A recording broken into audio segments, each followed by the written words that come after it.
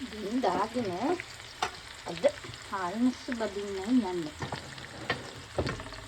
කාලයකට පස්සේ මේ ටික දාලා ලස්සනට ඊට පස්සේ හොඳට ලුණුයි කොච්චි මිරිසුයි දාන්න තමයි plan එක. Let's see how it goes.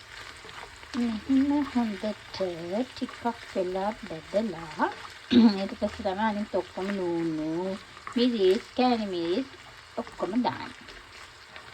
ඒතර මේ හාල්මස් ටික හොඳයි. එච්චර මේ අනම්මනම් තිබුණේ ඔලුත් කඩලානේ ඉතින් easy peasy. දැන් ඊට පස්සේ වැඩිපුර දානවා කරපිංචා. දාලා තව ටිකක් වෙනවකින් තමයි ගොඩක් ලුණු කපලා දාන්නේ. ලස්සනයිනේ කරපිංචා දැම්මම. සම්බෝලෙකුත් හදාගත්තා නම් that's it. දැන් ඉතින් හොඳට කපාගත්ත රතු ලුණු දෙකක් විතර දා ගන්න ඕන.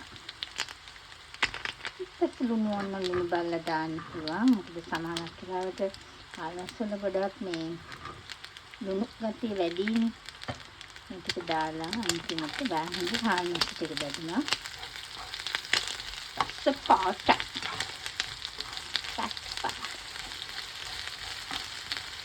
හාල්මස් එක ඉතින් බදිනකොට මට හැමතිස්සෙම මතක් වෙන්නේ අපේ අම්මව. අපේ අම්මා ඉතින් හොඳට කොච්චි මිරිස් තක්කාලි අරවන දාලා තමයි මේ හාල්මස් එක බදින්නේ. මම නම් දැන් තක්කාලි දාන්නේ. මොකද මේ මගේ යාළුවෙක් ඉන්න ඩයටිෂියන් කෙනෙක් යමරුව හාල්මස් බදිනකොට මේ තක්කාලි දාන්න එපා.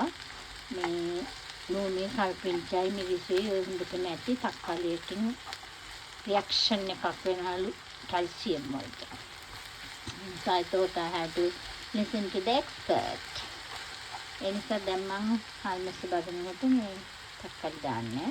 පුළුවන් තරම් ලුණුයි අම්මිරිසුයි කොච්චි මිරිසුයි දානවා කල්පිංචා. මගේ හාල්මස් එක බෙදුණු